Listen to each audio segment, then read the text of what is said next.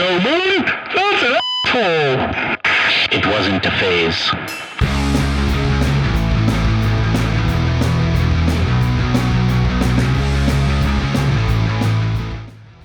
Hello everybody, welcome back to the Senior Citizen Podcast. It is our first episode of 2024. We made it into the new year. I hope everybody had a great and safe holiday season.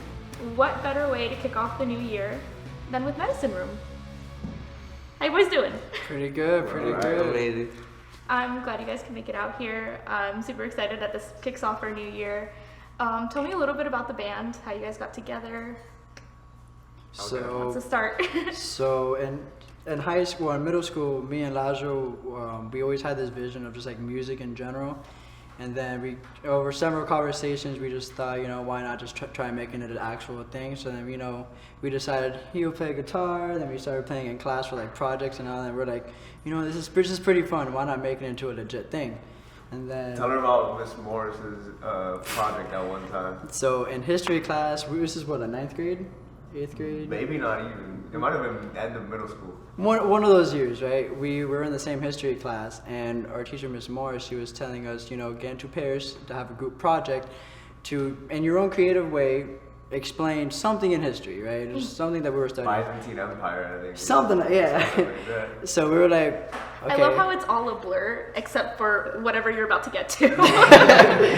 That's the best part. So after, being paired up with whoever, Lazo and I were like, why not just pair with each other? We're already boys. So we were like, okay, we both want to do music. What better than doing some music for the project? So at the time, I had just a little Remo drum pad, and then he had like, a 10 watt? I had like a $100 kit from Amazon where they give you the guitar and they give you a 10-watt amp and all that. It's like terrible equipment, but it did the job. And we did Seven Nation Army. Yeah. So what we did, we had he was playing the guitar riff of Seven Nation Army, and I was playing the same goom ga on the drum pad. He was singing lyrics, but brand new lyrics I made about like the Byzantine Empire and like how they lived. It was cringe, bro. It was missing all the notes. Yeah, it was the worst before. Like it was just a meme overall, Right. basically. I think that's how you guys should close out shows from now on. Yeah. Now that you brought it up, Play like that same closer. song every time. Just the same way we did it then, but live. Same model. Right. Pretty much, yeah. So then, we played with Seven Nation Army in front of the whole class, really, really bad, like just terrible. Bro, I remember people taking out phones and trying to record. Like behind the desk, like. Oh no. Oh, it was just what a meme of a day.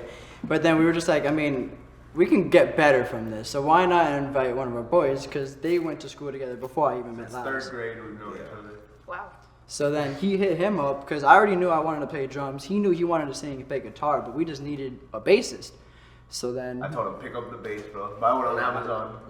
The $100 kit, right? Yeah. $100 kit. Yeah. We were just a $300 band right there. pretty much. Well, before we go on, so how was it for you learning the drums? Like, did you ever try instruments before that, or was that like middle high school phase the first time you actually got into playing an instrument? So in the middle school phase, I was already kind of drowning myself into the music, not really playing, but just the music part in general, just listening to different bands and all that. But over the time in middle school, I was like, drums sound pretty cool, and I like making a lot of noise, so why not pick up a pair of sticks? Drums go boom. Exactly. Laz, what about you? It was just around that time, like I used to listen to really generic music, like regular dubstep and Skrillex and all that. But like around the time I met him, I heard of like Down with the Sickness and like all that good new metal stuff, and I was starting to get obsessed. And I'm like, bro, he was already like doing band and marching band and all that. And I'm like, we might as well, bro. I might as well just pick it up. That's when I instantly told this guy to get the bass. Best of both worlds. You know where Skrillex, like, where he came from, right? Yeah, okay, used from to do, first like, to last. Rock action stuff Yeah, like that. the band yeah. from first to last. I think. Oh my god, I'm gonna get lynched if it's not it. I'm pretty sure it's from first to last. But yeah, look at them. They're dope. Whatever it was that he did, it was dope. I remember that much. Sebas, what about you? Sebas? Well, I played like rock band, like with this guy, and I remember just like playing the bass on Rock Band, and I was just like, wow, this is so much fun. I got a real bass, and I just like fell in love with it. It was meant to be. Yeah. Rock Band had bass? Yes. Yeah. You just had to switch it They from had guitar. singer, bass, drums, Guitar. What else, bro? I used to think it was just singing guitar and drums. I didn't know you could switch over to bass. That's why actually they really wiped- cool. They wiped Guitar Hero for a little bit because they were so Yeah. much better with all that stuff. Oh, 100%. The singing was fun too. A little karaoke action. Little karaoke. Brian, what about you? I started playing at the age of 14. I just wanted to get into it, and I quit for a while, but then my stepbrother got into it in high school. So he saw that I had a guitar. He was like, I have a guitar, I'm learning guitar, let me just teach you how to play guitar again. And that's just how it went. Tell them about John though and Jiffy Lube, how because he's a special case. Like we met him maybe a year and a half ago. 2 years ago. It was the craziest coincidence because this dude's brother, he came to my job, it was Jiffy Lube. My brother would never work at Jiffy Lube ever. Like that was just the most random thing he did out of nowhere for maybe a couple months. Just for the plot. Yeah, it was about Yeah. And we instantly clicked. He was like, bro, my brother's band, they're about to play their first show, you should come out. And I was like, all right, I'll go. I've never gone to like this type of show. And I saw the boys there, they were setting up, and we just clicked from there. It was literally our first show. Like the first time we ever played, he was there to enjoy it, and like, he instantly clicked with all our friends. I saw them like locked arms, moshing. Yeah, it was back. meant to I'm be. like, I Yeah, love meant this to be. guy. And then later I hear that he can play guitar, and I'm like, bro. I've been struggling playing guitar and singing at the same time. That's harder than it it's looks. It's so Yeah. hard, bro. And like we would have to have like these bass solos where it's the guitar goes ham and then it's just bass and drums so that I can sing over it. We need a rhythm guitar or your lead guitar. I'll be rhythm, and it was just too perfect. Like instantly, right that next weekend, because we usually do rehearsals on weekends, he was already there with his whole setup. It was just like a clicking moment. The $200 Amazon kit. Yeah. No, he already had his whole setup. That's how He had a I already pretty had good my setup. own. I was low key worried because like I was like, what if he pulls up and he asks to just like, can I use your stuff? Like, I don't have anything. Yeah, I already But had no, my he was stuff. ready. Yeah, I was ready. You usually, well, not with guitars, but you usually hear all the bands around. They're like, yeah, so a lot of drummers just don't have drum kits. Like, Yeah, you know. I mean, luckily in this case, I was actually practicing on an electric kit. Yeah. So at the time, I had my electric kit. He had his $100 kit, had his $100 kit, and then Combined. years later, we had homeboy Brian pull up. He already had the whole thing. That's awesome. It was too good to come true, you know. Right. Now you have a beautiful kid, bro. Now I love my kit. Yeah. It must feel so good to look at where you started and where you're at now, and it's like It night is and day. Oh, Yeah. for sure. It's funny you say that because I actually posted a picture of me playing on my electric kit and then me playing in the exact same spot but on my acoustic kit, and it's just so cool to look at. It's so cool to look at. That's awesome. How did you guys get the name Medicine Room? And I do want to jump into like the on-stage garb, like everything you guys do. Like you put on a show, basically. But where did we get the name Medicine Room from? Basically the room in my house. So we have like, where we usually practice is where I have my computer set up, and over time it's turned into a studio. It's like, it was like a little shack type thing until it turned into how raw it is now. The walls are painted green, and like we usually smoke too much weed. So like I can smell that room. you can smell it from here, bro. Right. So like making the music in there and home brewing that felt like medicine to us, and it was all within the four walls of that room, and it turned into that Yeah. Right. So medicine room. That's They also kind of branched off because at the time we were heavily into Santana, like heavily. Yeah. And we were just watching them, and they were like, it was crazy just watching a bunch of different musicians play a bunch of different things, but all on the same page. And then I think on that same night, Lazaro was telling us something about in the old Chinese days, they used music as therapy. So then after using those little key words, it just sparked to us that medicine room. It just fit because we were in a room, we were playing music, and it's a source of medicine, so or source of therapy. It heals people, so why not better than putting those two words together and making a medicine room? I mean, as cheesy as it sounds, music is medicine. Yeah. Like for everybody. Like you could be having the worst day and you just put on that Your stuff that perfect brings you back song. up. Exactly. So I love the origin of the name, really. Whose idea is it to dress up on stage? so my brother John, he's like a big influence. Like he's a big, as much of a part as any of us in the band. Like he's so sure. big time, and like out of nowhere, he just came to me with the idea. He's like, bro, medicine room, you guys should all dress up as doctors. Like, I can totally imagine the drummer in the back with the, what do you call that? The mirror, the round mirror on his head and it flashing. Like, I can totally, and I'm like, bro, that does sound amazing. But what if, like, I'm a patient and, like, we just have different characters? Like, we have the nurse, and that it was the trio at first, so we had those three. And when this guy joined, we're like, oh no, this is our chance to like pop off and do some crazy stuff. Right. Yeah. Hazmat guy with my brother had a gas mask with a bong connected to it. We God. dislodged the bong, gutted the mask, and we just had him adorn it. Yeah. And ever since, like, he's played the perfect character. Like, Yep. bro, he does not talk the whole day in a show until it's set time, and then he just pops off. Yeah. Bro, I remember one time when I'm like, it was one of the first shows we did, and I'm like, he's got it. He's got his character locked down. We were walking to a McDonald's behind a warehouse that we were playing at, and a group of like 5 people, like 3 guys and 2 girls were passing by us. And in the perfect time, as soon as he passed by, like not talking, loud stomp, the girl goes, ah! And he just keeps walking off, not a word was said. And she was like, they were looking at us the whole time until that happened. The second they handed you that mask, you're like, this is my moment. Yeah, this is my time to shine. Like, Literally, my alter ego. Literally. That's so cool though. I love that kind of like dress up idea on stage. Like when I went to Fest a couple weeks ago, we saw a band called Guar. I don't know if you guys are Yes, familiar. Guar's crazy. They're Yeah. crazy. They're actually. crazy. Dude, I had so many people were like in the front of the pit, which by the way, all the like stuff that they splatter, like it goes Yeah. so far. Like Yeah, I was for sure. standing way off to the side and it was splashing people in front of me.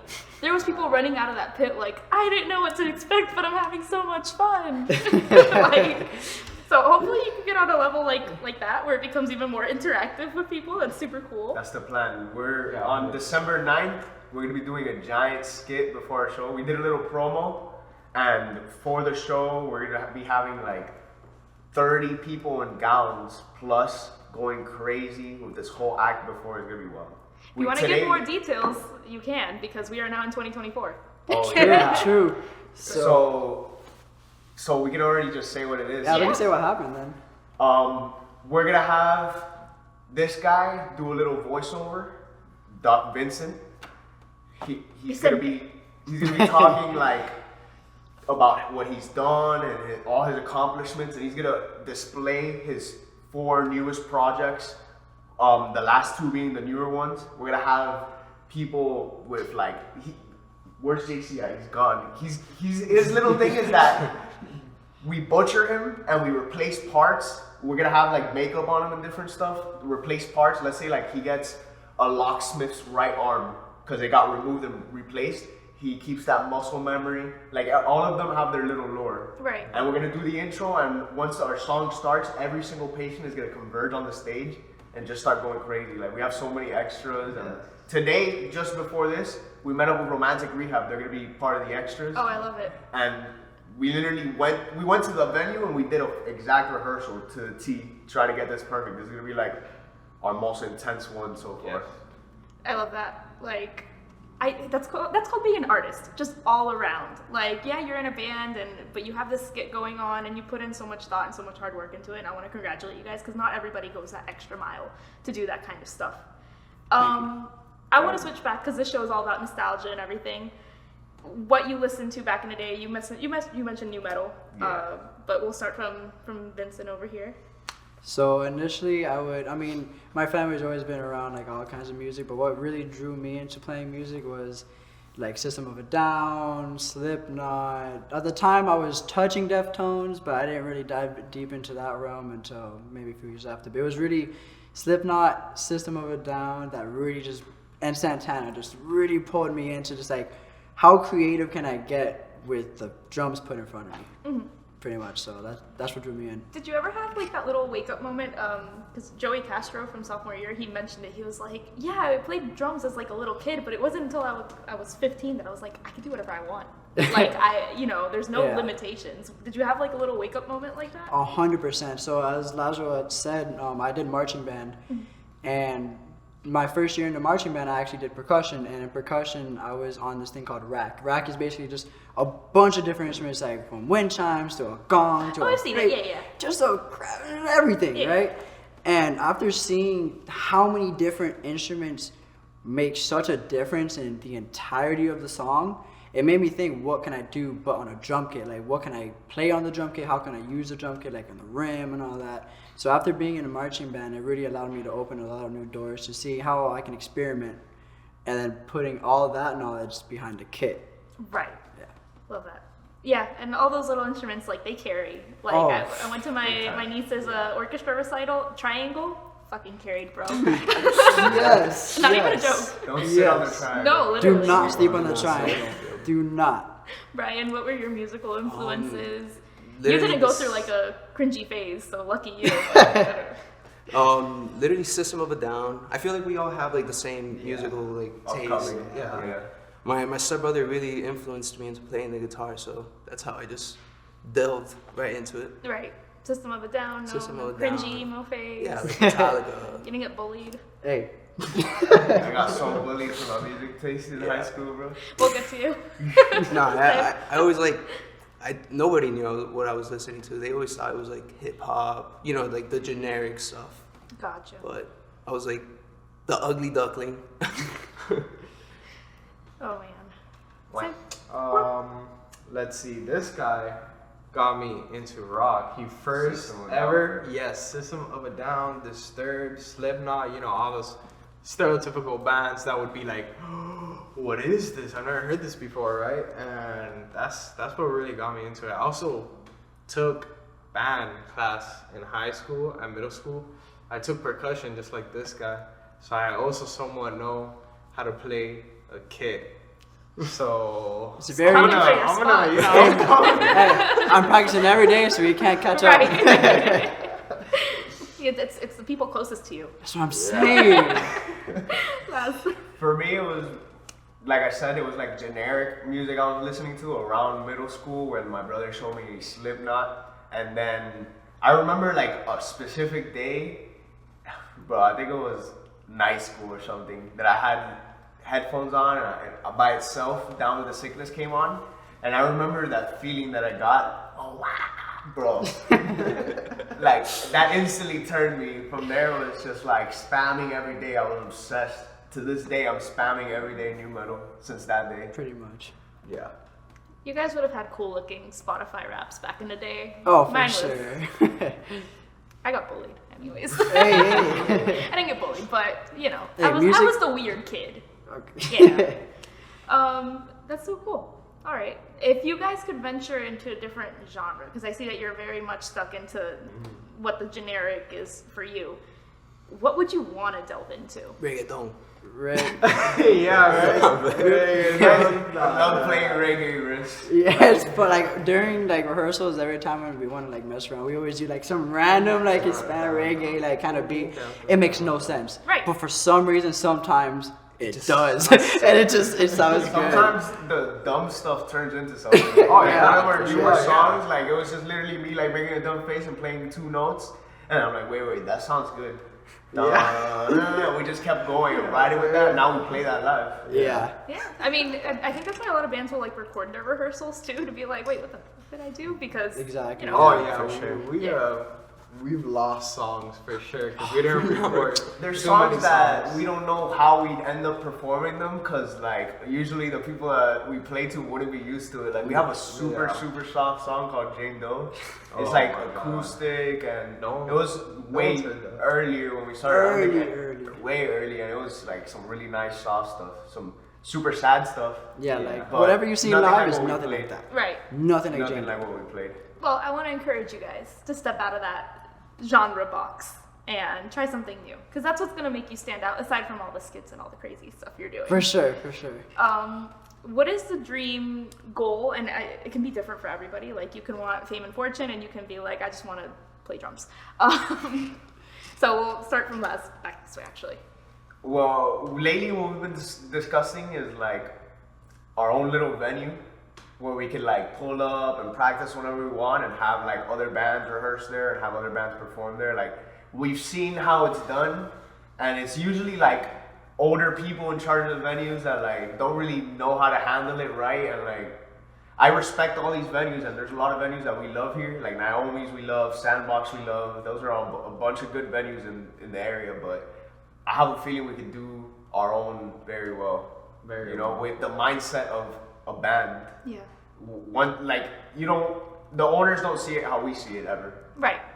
Which, it's a double-edged sword. Like, it could be a good thing, it could be a bad thing. How old are you guys? 21, I turned 21 the 10th of November. Oh, happy late birthday. 21. Yeah. No, you guys weren't around for the Talent Farm days. And I feel like that was just one of the venues that understood. It was like, I don't know, it was built different. It got shut down though. Damn. But when you're saying that, I'm like, I mean, obviously I wasn't really involved in the scene, like knowing the bands and stuff, but I have a feeling that everybody had a really good time playing there, and there was never really any issues. And it was an all ages venue, which was amazing for, you know, teenagers to really get into the scene. For sure. But I love that dream. Sebs? What was the question again?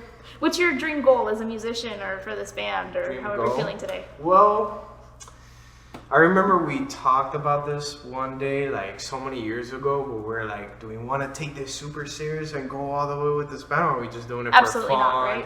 not, right? Like some Red Hot Chili Pepper thing where you know how like they're just goofing off and then they're like, wait, people really like our songs, and then they started going ham. I didn't know that, but okay. Oh, but yeah, like, and then we agreed on both. We're gonna try and take it all the way, but like, we're not gonna do something that we don't want to do. Like, let's say like an advertiser comes to us and they're like, I want you guys to do something completely different than what you guys usually do, and like, depending on like how we feel, we're most likely gonna say no, we're not gonna do anything else. Like, we're gonna stick to our thing with our costumes, like we're gonna do the same theatrics and just keep it the same vibe.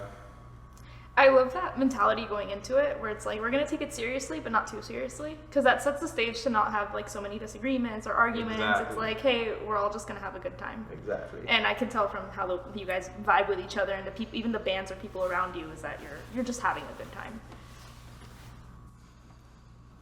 I haven't really thought like into that. No thoughts, just vibes. Yeah, I just love doing it. I love doing this. Obviously. Having fun, yeah. Right. It's just fun. But like, even as a kid, like, you had dreams, you know, like, Yeah. what I mean, did they ever include being a musician? Being honest, never thought of being a musician. Like, Okay. this just, it was right in front of me, and it's like, I know how to play guitar. Right. these guys are cool. I'll play with them. And we all had like the same musical taste, so it was just instant vibe. it was perfect. All right. So where do you want the band to go? Or you just I want want to to see it go keep your as, character? I want to see it go as high as it can, honestly, Okay. because I feel like we have a lot of potential. That's what's up. I feel it too. Thank you. For me personally, it would honestly be, since I'm not too familiar with a lot of the local bands that do what we do in the sense of like theatrics and music, but for the big vision that I've always had was to take this to another level that every musician that's ever lived never thought of.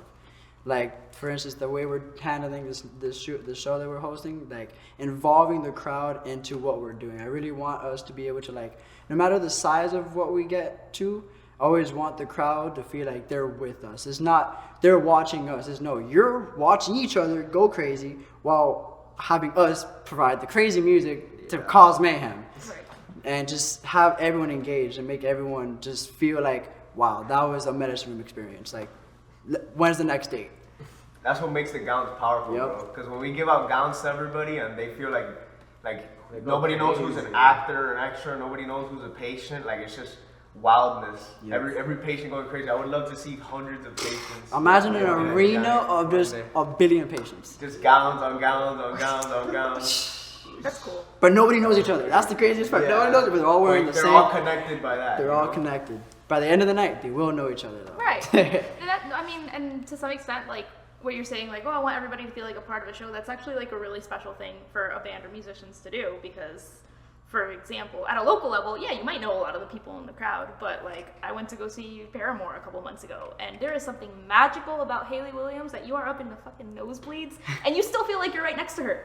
Like, you feel like she's talking directly to you, and that's something really special that you can do for people, and I think that's half the fun about going to a show. 100%. For sure. But you guys have different dreams. Most people are like, I just want to live off my music.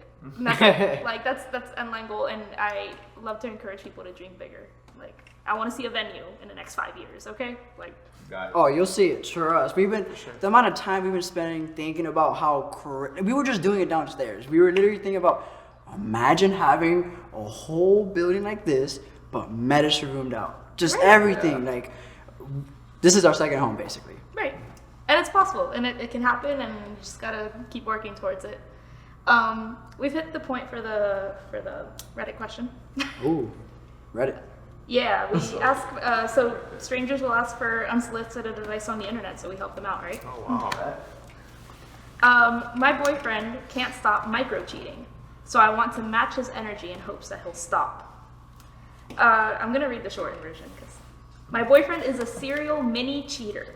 Throughout our relationship, he's flirted with other girls, sent pictures to other girls, and talked to other girls on Snapchat, given them rides home from bars without me knowing, etc. It's been 7 months and he can't seem to stop. It has never been bad enough to the point where I've had to leave the relationship, and this was the normal dynamic in his past relationship, so I see why he thinks it's normal. Now I'm considering going on a date, doing something to match his energy, in hopes that he'll realize how horrible it feels and stops. I know it sounds stupid, but is there any way this could work? Automatically, from the jump when you were reading, it was just... There's so many red flags. Like, yeah, you can go on dates, but make sure you let him know that no more with him. Yeah, pretty much. But if you want to make it work, like if you feel like this is the person you're meant to be with, it's just a tough situation because it's not reciprocated. There's plenty of fish in the sea, you know? To me, it doesn't sound like it's reciprocated, because it's like, if you care about this dude, why are you thinking about going on another date? Yeah. Like, if my boyfriend's doing that to me, which better not, Hey. I'd be... He's over... I think he's over there. No, he left. Probably not to pick up some girl. No, I'm kidding. I would be sitting there crying. Like... Of course, like, Yeah, that's your significant other. Yeah, like, that's my partner. Like, that's my Yeah. homie. Why is it, so... I don't know. What's your... If y'all are at that point, it's already done. Yeah, it should honestly be like you and your partner should be based with each other at all times. If there's any kind of miscommunication where it comes to a point where you have to think you have to make your partner jealous to make them want to be with you more, That's that's toxic. Because then if that's the energy you're putting out, that's the energy they're receiving. So then they're gonna keep seeing the same energy outwards, and then what's gonna happen? The same loop, and then what does that do to anybody? Like, I don't see any like, oh, let's both fix this if that's already going on. Yeah. Like, Yeah. it would Yeah. need to be divine intervention off rip there. Like, right now we're gonna change this together. yeah, Otherwise, that's it. that's it. You're 7 months in. Just call it quits while you're in. Yeah, unless you guys are in the long run, and then That's You already different. proposed. Yeah. that's it. No, if he proposed, run. Yeah. But all right, guys, it's your shameless plug moment. Go ahead and tell that camera everything you want them to know about Medicine Room and, what to look for in 2024. 3 new songs coming out. One before the end of the year, which y'all already gonna know about it. Probably Drop the Needle, and 2 more surprises coming up. Anything else? Many music videos to come. We're gonna have a lot of things filmed behind the scenes that we probably won't be uploading too much about, but when it does be uploaded, it's gonna go crazy. It's gonna go A lot of lore. We're gonna explain this guy's whole story. You're gonna see my face. They already see my face. They already see his face. Face for real. People get so surprised when they see us without masks, bro. Yeah, face they make it a funny. point. Like, they're like, "Wait, I finally saw him without the mask." Like, On my way here, I'm like, I wonder if they're gonna show up in the masks and be in like character, or if it's just gonna be like some dudes. I don't know. That was a thought. That was a thought. We thought about it, but like, dude, I don't know. For the next pod. Yeah, For maybe. For sure. I want to thank you guys for coming out. Make sure to follow Medicine Room to see all the stuff that they're posting and all the songs, music videos, and everything that we're gonna have in the future. And make sure to like, subscribe, follow, engage, comment, everything for the Senior Citizen Podcast. And we'll see each other next week. Thank you.